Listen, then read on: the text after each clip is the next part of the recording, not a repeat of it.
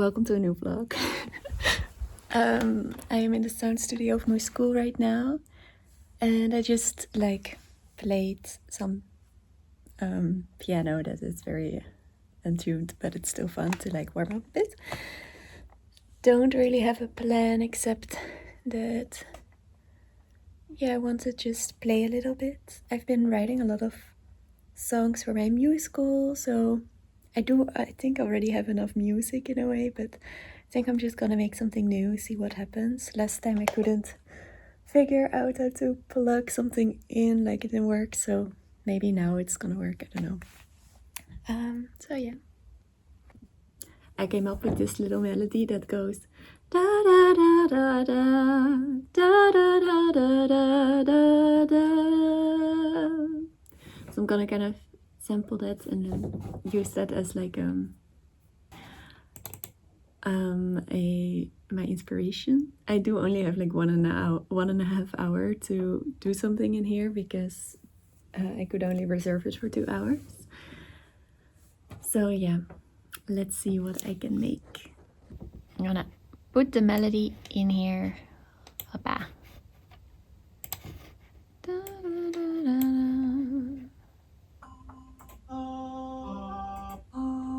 Zullen we eerst even beginnen? Nee, I like that.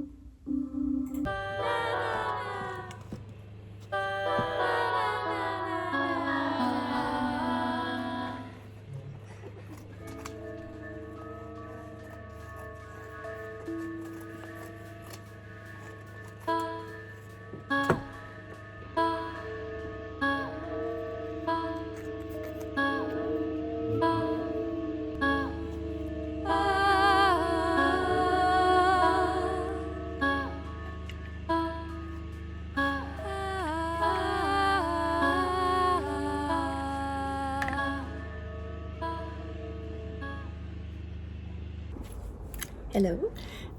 It's been about a month since I last vlogged because I was just super busy with my project because I'm making a musical and there's a lot of things that I have to do, like organizing, making the costumes, making the installation, and I was a little bit overwhelmed, so I stopped for a while. So we're continuing now, and I am working more on the costumes now because before I was doing a lot of organizational stuff, which also it's not that interesting, but now I'm finally back into kind of really creating because I know now more what we're gonna do. I have most of the performers, I have most of the musicians, so that is all very nice. And now I'm making kind of this headpiece that I think I've shown before, I'm not sure, but you wear it like this. I'm like this, and yeah, I painted on fabric these patterns and then I cut them out and I glue them all. I cut out patterns from the painted fabric and then I kind of puzzle them together.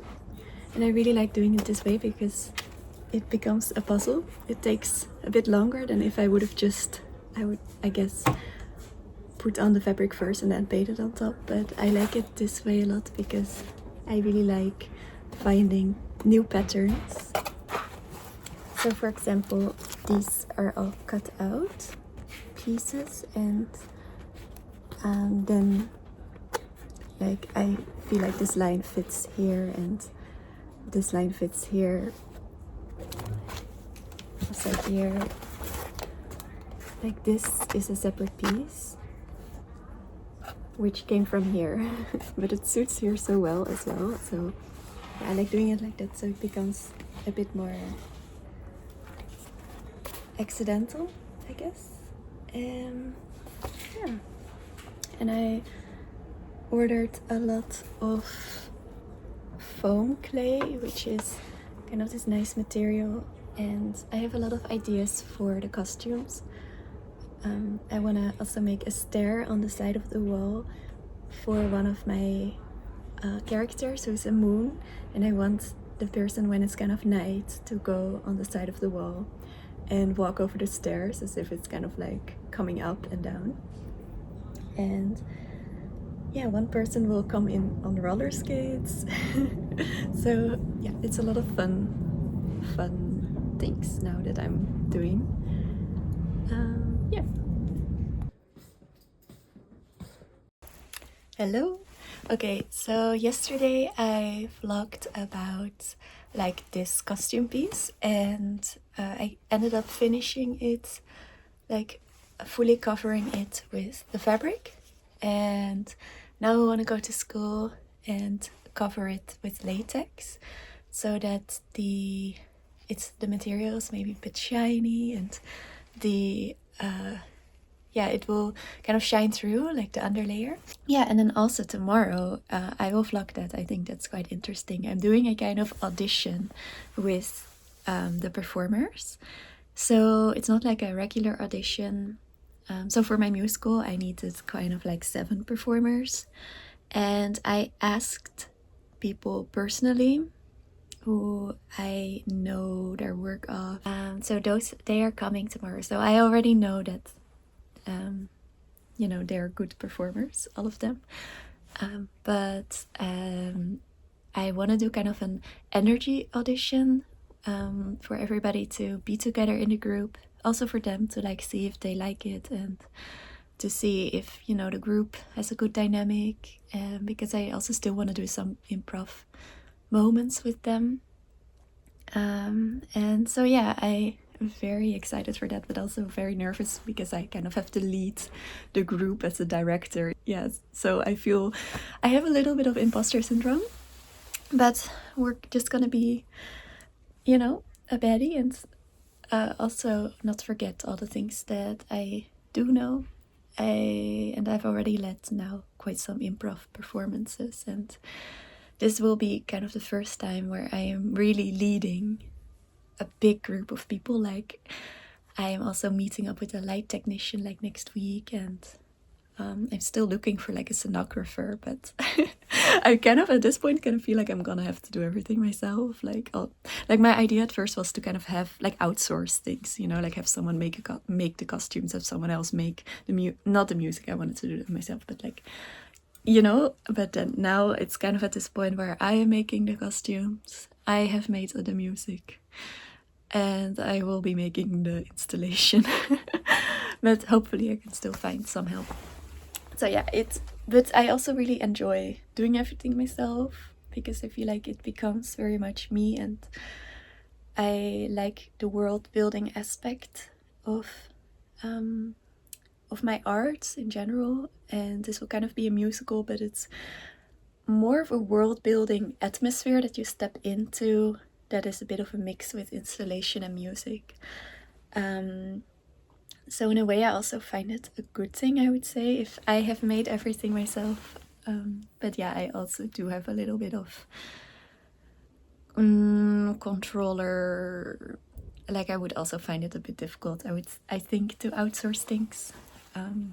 Because yeah, then it's not me. But at the same time, I also think the making part of things, the repetitive movements, and just the production of things also help me with the creative part and the thinking part. Like, I feel like if you only think, like if you're like one of those really big artists who just have like production teams and you have all the ideas and then you let people make it, I feel like it becomes sometimes a bit more closed, like a closed work, instead of when you're very flexible with what the project can be, and you're making it, and while you're producing, the new ideas come, then the project is very malleable, like not so fixed, it's very flexible. And I also think that's very important, at least for my art. That's the way I work. And so if I would outsource things too much, I would say I'm missing that integral part of my creative ideas. Like, at first I start making and then I have an idea, and of course it's back and forth process. But yeah, So I'm also happy to make things myself. So now we're gonna go to school and work. And yeah, and then tonight I am going to an exhibition of a friend, and then I have dance class. So it's a very busy day. So I am now at school, getting ready to do the audition with all the performers. I've kind of prepared it a little bit mentally, like this, kind of to know all the steps. And I am a little bit nervous because I really have to take notes. But yeah, I'm also really excited, and the weather is really nice, so I think we're gonna start with a little introductory moment in the outside in the garden. And then we're gonna do a little bit of performing, like of the play day, like improv, to see what the energy is of the group. And then we will talk business. Like I wanna explain kind of like rehearsal expectations and stuff. So yeah.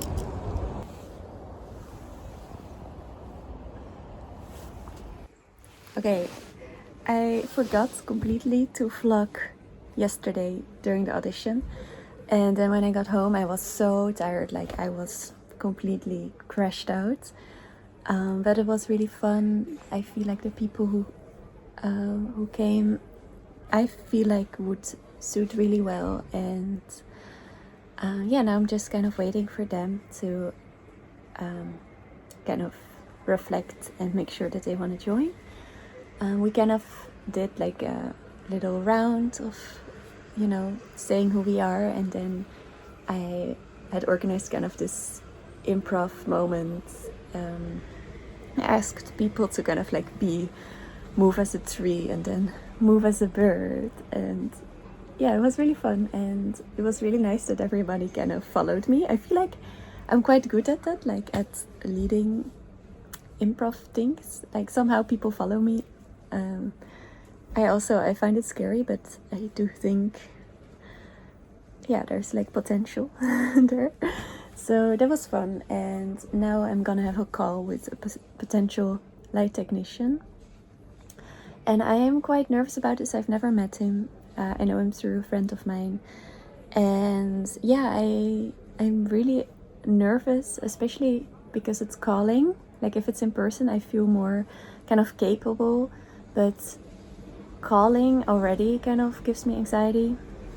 But then he wasn't available until like to meet up for like 2 weeks. So then he was like, yeah, maybe we can call. And then I said, yes, because I don't want to live my life being led by fear.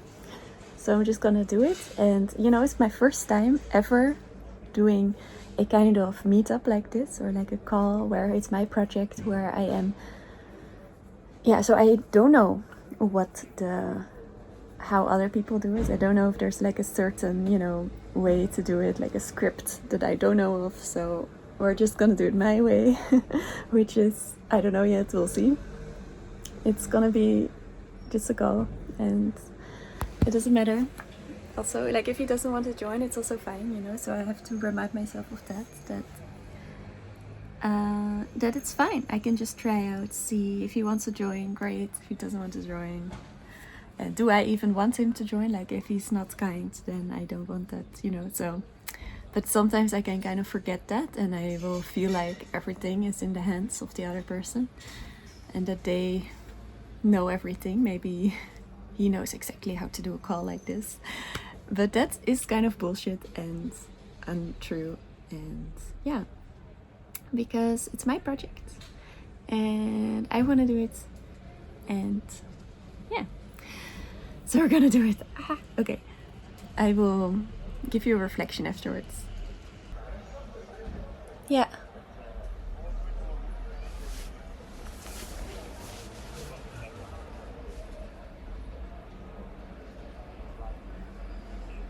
Mm-hmm.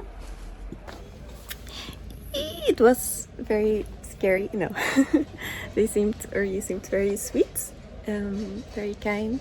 He cannot offer, like, because I of course have a student budget, so I cannot really pay him fairly, even though I would want to. But what he offered me is that we have a meeting, like a little coffee meeting, and that he kind of will help me create a plan, like that he can help me kind of how to set up the lights, or like make a kind of setup, and then I can find somebody from like my school or somebody who can perform that.